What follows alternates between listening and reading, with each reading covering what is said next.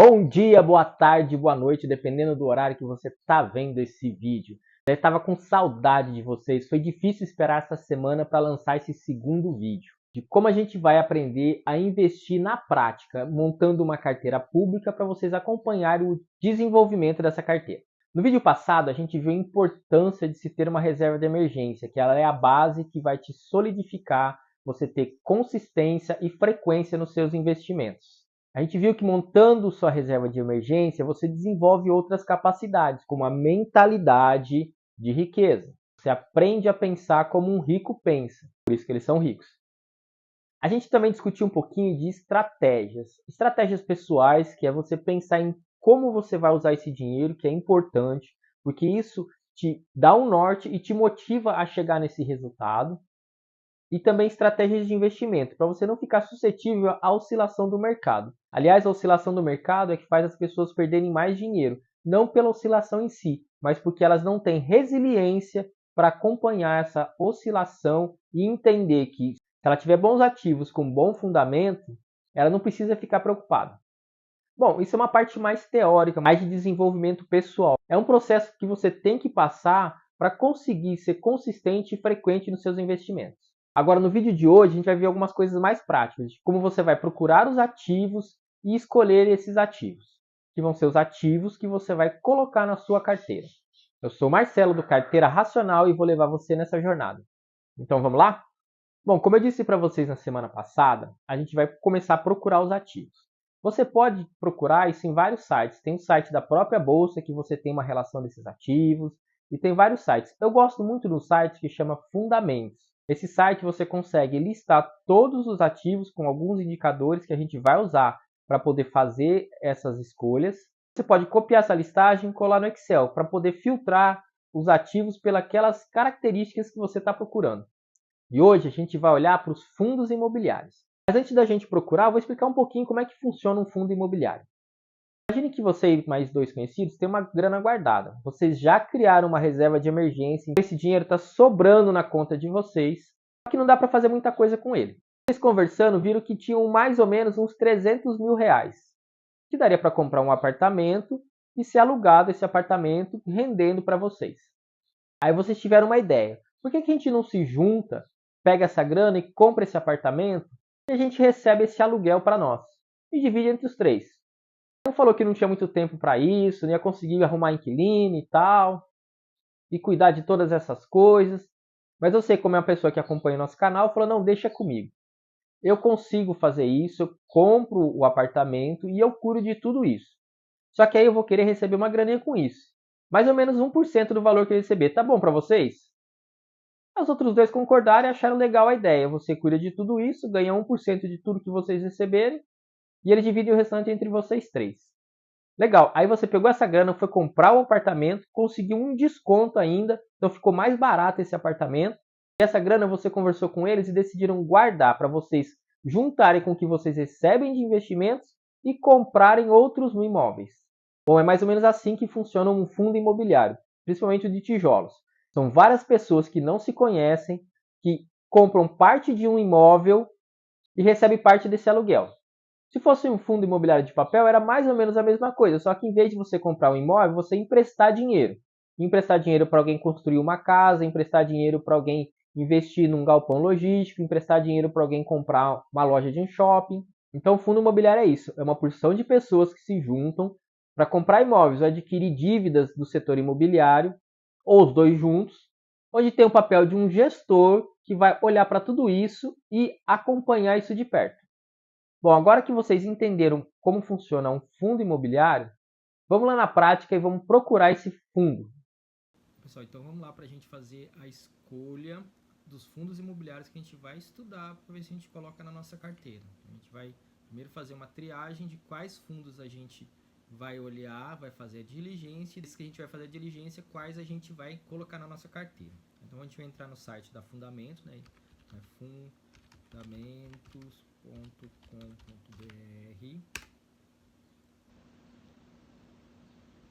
A cara do site é essa, tá? Aqui vocês vão fazer a escolha por empresa. Quando a gente vai fazer empresa, a gente vai fazer as de ações, que é o vídeo da semana que vem. Hoje a gente vai olhar para os fundos imobiliários. Tá? Então a gente vai clicar em fundos imobiliários. Clicando em fundos imobiliários, aparece essa busca avançada aqui. Você pode escolher algumas características do seu fundo que você deseja. Tá? Eu, no geral, eu não olho para essas características aqui, eu pego para buscar todos. E aí vai aparecer essa listagem com todos os fundos imobiliários que estão listados na Bolsa de Valores. Tá? Todos os fundos imobiliários. Independente se é de papel, se é de tijolo, se é um fundo de outro fundo. Tá? Então a gente vai ter todos os tipos de fundos imobiliários aqui. E o que a gente faz? Tá? A gente vai copiar essa listagem e colar no Excel. Tá? Então vocês comecem por aqui, ó, listagem de busca, e vamos copiar tudo. É só marcar com o mouse e copiar tudo. Copiando aqui, e a gente vai pegar e colar esses fundos lá, e quando a gente colar esses fundos lá, a gente vai escolher, tá, quais as características que a gente deseja do fundo, e aí eu vou listar para vocês essas características, vocês podem usar na ordem que vocês quiserem, tá? Copiou, a gente vai colar aqui, ó, colar especial, a gente vai colar como texto, para não vir os links, nada. Colamos como um texto. A gente vai tirar essas duas primeiras linhas, vamos deixar só o cabeçalho lá com as características que a gente precisa. Tá? Vou dar uma ajeitada aqui, beleza? Vamos colocar um filtro. Tá? Então isso aqui vai fazer com que a gente possa escolher os tipos de fundos imobiliários que a gente deseja. Tá? Bom, as características que eu vou colocar para vocês aqui não necessariamente precisam ser nesta ordem. Mas a primeira, eu acho que é importante para você funcionar melhor a sua escolha.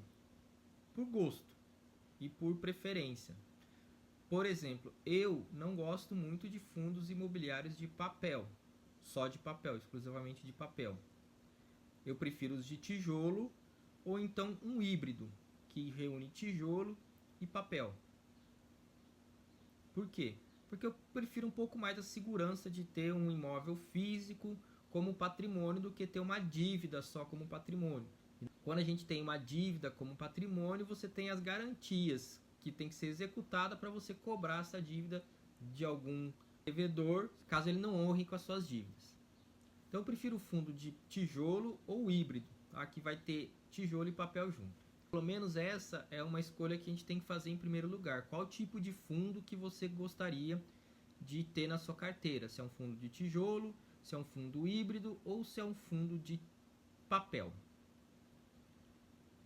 Então a gente vai fazer essa escolha aqui por segmento. Eu vou escolher o segmento que eu gosto. Tá? Vocês não necessariamente precisam escolher os mesmos, vocês podem olhar mais para poder ter uma noção melhor de como que são os fundos imobiliários e escolher aqueles que mais agradam a vocês. Então eu vou escolher o híbrido.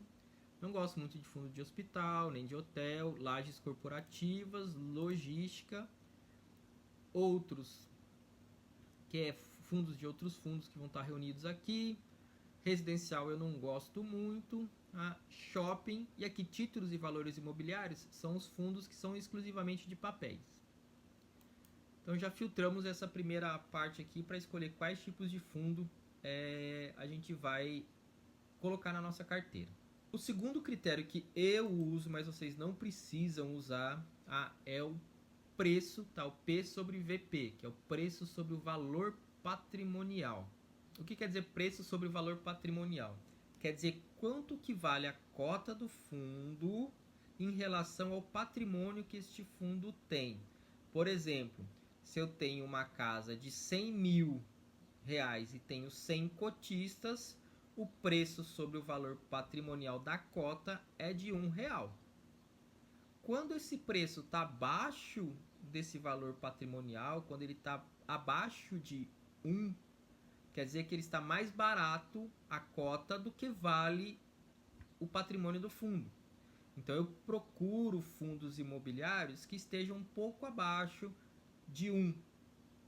E se tiver acima, não pode estar muito acima, 1,1, 1,2, se for fundo de tijolo. Por quê? Porque todo ano é feita uma reavaliação dos imóveis e esses fundos de tijolo eles sobem de 2 a 3% aí o valor do patrimônio deles por causa dessa reavaliação dos imóveis. Pode ser que suba mais, dependendo da área que ele está, se a área se valorizou ainda mais, esse fundo vai ter uma valorização maior ainda desse imóvel, tá?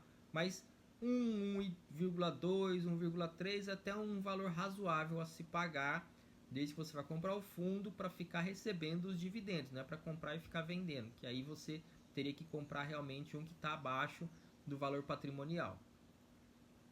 Então vamos procurar fundos aqui. No geral, eu procuro fundos que estejam entre 0,8 e 1,0, vamos colocar 0,3.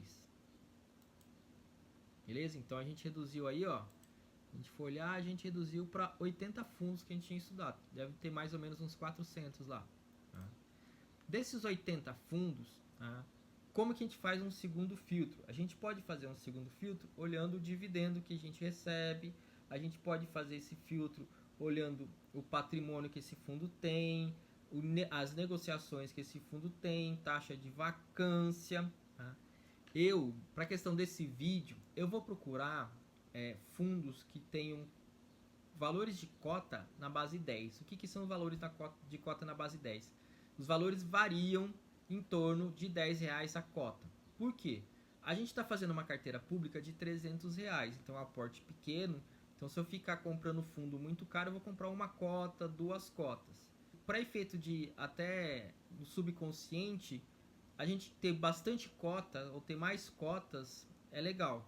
Aí a gente vai receber esse fundo, o dividend yield é em relação ao preço, então independente de se ele custa R$100 ou custa 10, você vai receber aí seus 7, 8, 9% de dividend yield. Então não precisa ficar preocupado com isso. Tá? Eu vou fazer na base 10 para o nosso subconsciente também entender que a gente tem uma quantidade maior desse fundo de cotas e você ficar mais animado ainda de fazer os aportes constantes aí ao longo do tempo. Tá? Vou procurar fundos aqui que estejam com valor de cota entre R$8 e no máximo R$12. Tá? Então 2 para baixo de 10 e 2 para cima de 10. Tá? A gente chega a 15 fundos. Tá? De 80 a gente reduziu para 15. Tá? Todos com valor patrimonial que estão numa faixa legal, razoável. Aí um terceiro filtro que você pode fazer é o valor do dividendo que você recebe. Tá? Então a gente vai procurar fundos que tenham dividendos na faixa de 10% também, que é mais ou menos quanto está pagando a Selic. A vantagem qual que é?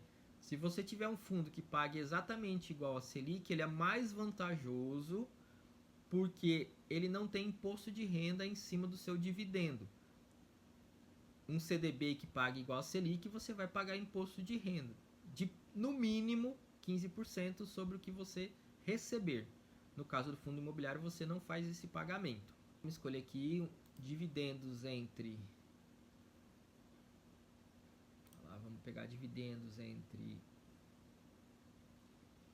Deixa eu pegar aqui, ver mais ou menos quanto que está aqui dos fundos. Vamos pegar dividendos entre 8%.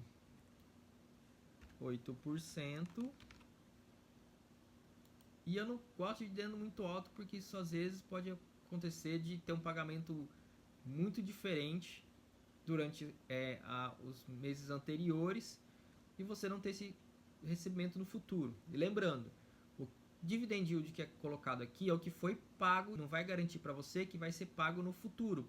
Tá? Pode ser que um dividendo foi pago de forma alta porque teve uma venda de um imóvel, porque teve um inquilino que entregou o imóvel e pagou a multa. Então você pode ter essas variações aí de por que você teve um dividendo alto no passado. Não quer dizer necessariamente que você vai ter a mesma garantia de recebimento no futuro. No geral, se nada mudar, se as coisas continuarem tudo bem, você vai receber em média aquilo que foi recebido no passado. Tá? Mas isso não é garantia de que você vai receber no futuro. Vamos pegar aqui dividendos entre 8% e 12%. Que são números razoáveis aí para a gente poder olhar. Aí a gente reduziu para 10 fundos imobiliários, dos 15 para 10. Tá? O valor patrimonial deles está num valor razoável, tá? Mas a gente vai pegar fundos que tem um patrimônio acima de 250 mil. Então é um outro filtro que você pode fazer do valor de mercado, o valor de patrimônio que esse fundo tem. Então vamos pegar aqui tudo que for maior do que 250 mil milhões. Eu falei mil, mas é milhões, 250 milhões. Filtrou já? Peraí, tudo maior do que 250, 1, 2, 3, 1, 2, 3. Olha lá, filtrou. Beleza, então agora a gente reduziu para 6 fundos imobiliários. É um valor razoável. A liquidez, quer dizer, quanto tem de negociação desses fundos, é boa lá, ó. O que tem menos negociação são 402 mil negociações. 1 milhão e 600, 15 milhões, 1 milhão e 600, 1 e 600, 1 e 400. São negociações até razoáveis. E vacância também é um indicador que eu costumo olhar. A vacância na faixa de 5, 6% não é uma vacância alta, é uma vacância até normal, tá? Somente para o setor que esse fundo está, por exemplo, de shopping. A gente sabe que shopping vive trocando de loja, entra uma, sai outra, vaga box. É normal isso acontecer, não está alta. Você pode ver que os outros fundos, esse aqui é um híbrido, tá? Mas você vê fundos que, por exemplo, de logística, tá zerado, tá lotado aqui todos os armazéns desse fundo imobiliário, tá? Ele tem 13 imóveis esse fundo imobiliário, então tá tudo lotado, tá? Então é um fundo que tem vacância zero. Esses híbridos aqui, aqueles que têm imóveis, vacância zero também, tá? Então é um fundo razoável de você olhar. Então, se a vacância de um fundo imobiliário estiver na faixa de 6%, 7%, shopping então é até baixo esse 6%, está num patamar razoável para você poder fazer essa escolha, tá? Bom, então a gente aqui fez um processo de escolher quais fundos imobiliários a gente vai fazer a diligência para poder entender qual deles vai entrar na nossa carteira. Agora a gente vai passar para o processo de diligência do fundo imobiliário, que é um processo extremamente importante e vocês têm que fazer para poder fazer uma boa escolha do fundo. Vamos lá para a diligência do fundo imobiliário. A gente vai olhar um fundo que estava lá naquela lista nossa, que é o MXRF11. A gente digita o fundo e escreve RI, que é de relação com o investidor. Então todo mundo que é investidor ou quem pretende investir no fundo, fazer a diligência, consegue acessar essas informações. São informações públicas. A gente digita aqui e vamos ver a cara desse fundo. Esse fundo, aliás, é um fundo que está na minha carteira pessoal. Isso não quer dizer que eu estou recomendando a compra desse fundo.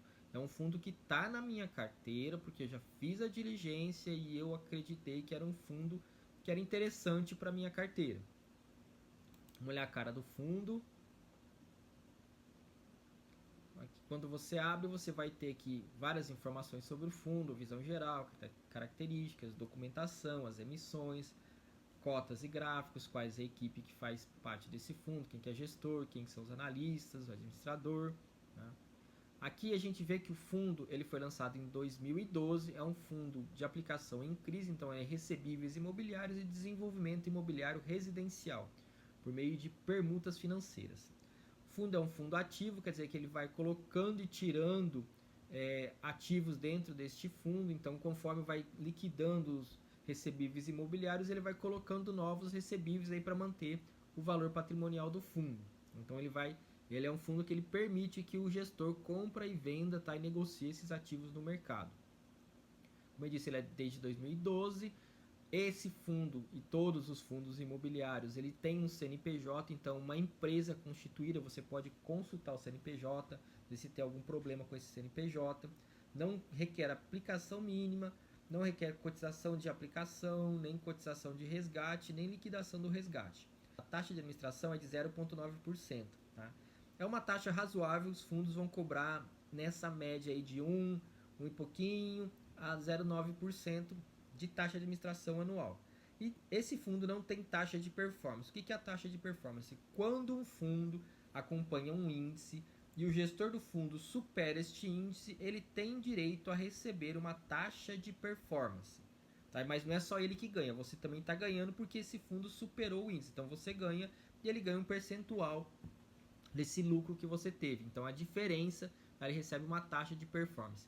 Essa taxa varia em torno de 20% em média aí dos fundos. Tá? Então quando você tem um fundo que acompanha um índice e ele tem taxa de performance, toda vez que superar esse índice, esse fundo vai pagar uma taxa de performance para o gestor, mas vocês também ganham. Aqui a gente consegue olhar as características do fundo, tá? Então o documento mais importante para quem está fazendo a diligência é o regulamento do fundo. O regulamento diz o que o gestor pode ou não pode fazer. Então tá todas as regras que ele tem que seguir do fundo. Tá? Se ele não seguir essa regra, em alguns momentos o administrador vai chamar esse gestor para poder enquadrar o fundo novamente e ele seguir as regras que está dentro do regulamento desse fundo. Tá? Então o gestor ele é obrigado a seguir aquilo que está no regulamento. Ah, dá para mudar o regulamento? Dá, só por meio de assembleia dos cotistas. Então você vai decidir se pode ou não mudar alguma cláusula dentro desse regulamento. Não dá para o gestor conversar com o administrador e falar assim, ó, vamos mudar isso aqui para poder ficar melhor. Eles até podem sugerir, mas eles têm que chamar uma assembleia para os cotistas votarem. O dono do fundo é vocês. O gestor e o administrador trabalham para os donos do fundo. Então eles não podem mudar ao bel prazer o regulamento. Então esse regulamento é o documento mais importante aí quando você está fazendo a diligência do fundo. A classificação dele na Ambima é um fundo imobiliário TVM gestão ativa. Então, como eu falei para vocês, é um fundo imobiliário que tem a gestão ativa.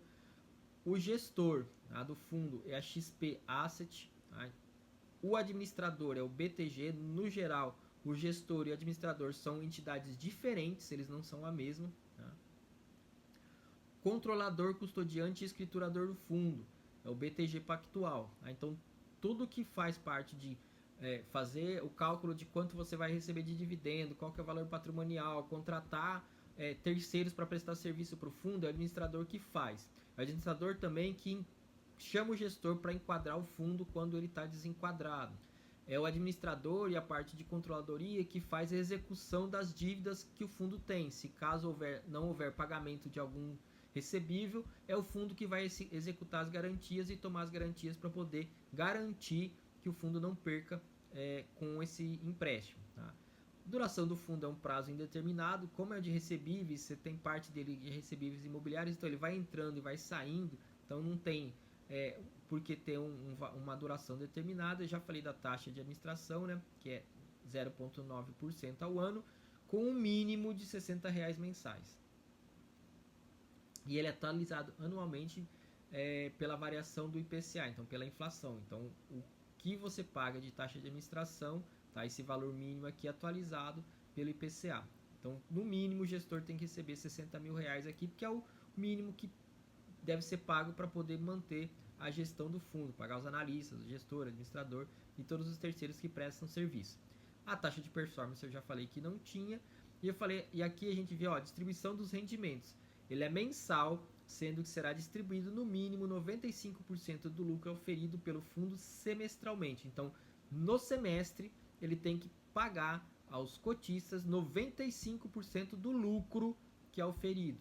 Ele faz o pagamento mensal e no semestre tem que ser 95% do lucro, ele tem que já ter pago para esses acionistas. Pode ser que chegue no sexto mês aí e você receba um dividend yield um pouquinho maior porque ele está pagando o resíduo, tá, para chegar nos 95%. O fundo poderá, mediante orientação do gestor ao administrador, distribuir os rendimentos aos cotistas até o 10º dia útil de cada mês. No geral, os fundos pagam nessa faixa aí, 10º dia útil, tem alguns que pagam um pouquinho antes, alguns um pouquinho depois, mas até o dia 15 no máximo você está recebendo aí o seu dividendo. Tá? Aqui você vê uma parte de documentos, então você vê todo o histórico de documentos do fundo, então você vê de 2004, você vê os relatórios gerenciais do fundo. Tá? Esses relatórios gerenciais são relatórios que o gestor faz mensalmente para apresentar como que está o desempenho do fundo. Você vê os fatos relevantes, que são coisas importantes que aconteceram com o fundo. Por exemplo, o fundo adquiriu um novo imóvel, o fundo vendeu um novo imóvel, o fundo imobiliário teve um inquilino que vai sair antes e vai pagar a multa. Então, tudo aqui é colocado nesses fatos relevantes aqui que são importantes para o mercado saber para tomar uma decisão se compra, se vende esse fundo imobiliário. Aqui tem uma parte que a gente gosta, né, que é dos rendimentos e amortização, então quanto que está pagando de rendimento. Aqui tem os comunicados ao mercado, que não necessariamente são fatos relevantes, mas simplesmente comunicados ao mercado. Por exemplo, um fundo que está está executando uma dívida de um credor e como foi feita a negociação. Então ele vai explicar aqui num comunicado ao mercado como que ele fez essa negociação para poder ajustar uma dívida de um credor que estava inadimplente. Tá? A gente tem os relatórios trimestrais, que ele aglutina aí os relatórios mensais. Então, trimestralmente é feito um relatório de todo o desempenho no fundo no trimestre, quanto ele lucrou, se comprou, se vendeu, se teve fato relevante ou não. Aqui tem as gravações das apresentações trimestrais, então quem às vezes não tem tempo de ficar lendo, você pode acompanhar as gravações. As planilhas de fundamento, então como é que estão os recebíveis, quem são os recebíveis. Os informes que o fundo faz e as assembleias do fundo. Então aqui você vai conseguir ver quando tem uma assembleia marcada, as ordinárias, que são aquelas que tem normais, e tem as extraordinárias, que são convocadas mediante um fato relevante para o fundo imobiliário. Vai ser chamada essa assembleia aqui extraordinária. Tá? Eu recebo normalmente essa assembleia de alguns fundos, são assembleias por votação. Então você não precisa comparecer ao local específico, ou elas são via web. Então você não precisa necessariamente ir para onde é a sede do fundo para poder votar nessas assembleias. Tá? Aqui a gente vê uma parte de quantas vezes o fundo emitiu cotas, né? A gente tem a 10ª emissão aqui, a gente já teve 10 emissões de cotas deste fundo. Então um fundo emite cota para poder aumentar e capitalizar dinheiro no mercado para fazer algum investimento, comprar um novo imóvel, fazer novos financiamentos, né, fazer novos empréstimos. Aqui a gente vê a cotação do fundo, quanto ele está, quanto é o mínimo, quanto que é o máximo. Quanto é o mínimo, quanto que é o máximo, a abertura, o máximo nas últimas 52 semanas, quantos negócios foram feitos, quantos títulos existem. Tá? Então aqui você consegue acompanhar um andamento do fundo. Aqui também é um lugar importante quando você faz a diligência, que é olhar a equipe gestora desse fundo. Qual que é a equipe de gestão, quem são os analistas, quem são os analistas de crédito, quem são os subgestores do fundo. Então essas pessoas elas são importantes você conhecer um pouquinho da equipe para saber se esse gestor ele tem um bom desempenho aí no geral. Se já teve desempenhos em fundos imobiliários em outras empresas ou fundo de ações de outras empresas. Então, como esse gestor ele tem um tipo de gestão para os fundos que ele gere. Tá? Se ele costuma superar as expectativas, se ele é um gestor que anda na média. Tá? Então, é um lugar que você pode também tentar entender um pouquinho da equipe, que é importante para você fazer essa diligência. Tá? Mas, lembrando, o principal documento para você fazer a diligência é o regulamento do fundo imobiliário. Entender o que esse fundo faz, o que ele pode ou não pode fazer, tá? Para você tomar uma decisão mais correta sobre aquilo que você quer. E dentro do regulamento tem todas as informações que você precisa sobre o fundo imobiliário. Até um negócio legal que eu não mostrei para vocês, vou mostrar agora, que é outras informações do portfólio do fundo. Então aqui você consegue ver quais são os recebíveis que esse fundo tem, então você pode analisar. Isso aqui está lá nas planilhas de fundamentos também. Você vê quais são os fundos imobiliários. Ó, ele é um fundo que tem outros fundos imobiliários dentro dele. Então existem outros fundos imobiliários que fazem parte desse fundo. Ele compra outros fundos, tem um percentual aqui de quanto que ele é dono desses outros fundos. Então ele compra outros fundos imobiliários. O book de permuta, tá? Quais são os imóveis que fazem parte dessas permutas que o fundo tem. Então, no geral, a diligência você vai passar por esses pontos aí para você fazer a análise. E aí você vai entender se faz sentido esse fundo fazer parte da sua carteira de diversificação de investimentos. Você já investe em CDB, você vai escolher alguns fundos para fazer parte da sua carteira de investimentos também. Agora, se vocês tiverem algumas dúvidas, você ficou sobre a diligência, só deixar aqui nos comentários que eu vou respondendo para vocês. Bem, agora todo mundo já sabe como fazer uma boa escolha de um fundo imobiliário. Lembrando novamente, nenhum desses fundos que eu mostrei para vocês é uma recomendação de compra. Foi só uma forma de eu mostrar para vocês como vocês podem escolher. Mostrar alguns critérios que você tem que levar em consideração quando está escolhendo esse fundo. Agora, o mais importante de todos é fazer a diligência bem feita. Se você fizer isso, você vai escolher bons fundos, com bons fundamentos, e você vai saber o que esse fundo faz, e não tem como perder dinheiro com ele, mesmo que oscile o valor da cota. No médio e longo prazo, você tende sempre a ganhar. Agora me conta aqui nos comentários se ficou mais fácil ou não fazer investimento. Uma ótima semana para todos e até semana que vem.